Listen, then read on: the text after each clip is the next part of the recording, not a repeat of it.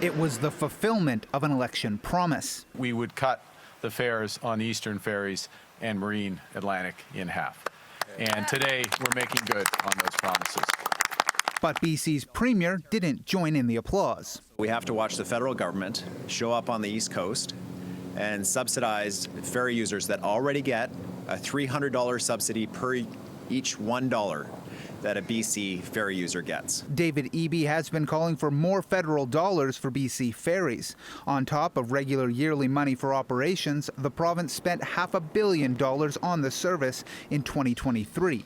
BC Ferries says when that runs out in 2028, fares will need to jump by more than 30%. We're going to need the federal government to have a serious look at their policy in relation to ferry users in British Columbia and ensure fair treatment for ferry users here.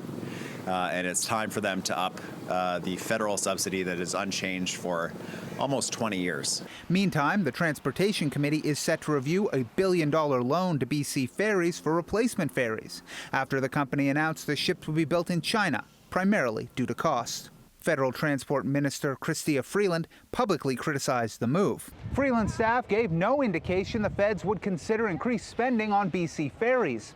A statement from her office on Eby's comments said, quote, "When it comes to the operating costs, funding is focused on constitutionally mandated and interprovincial ferry services." But for now, it'll be up to the province to keep the ferry service afloat. In Vancouver, Jack Morse, City News.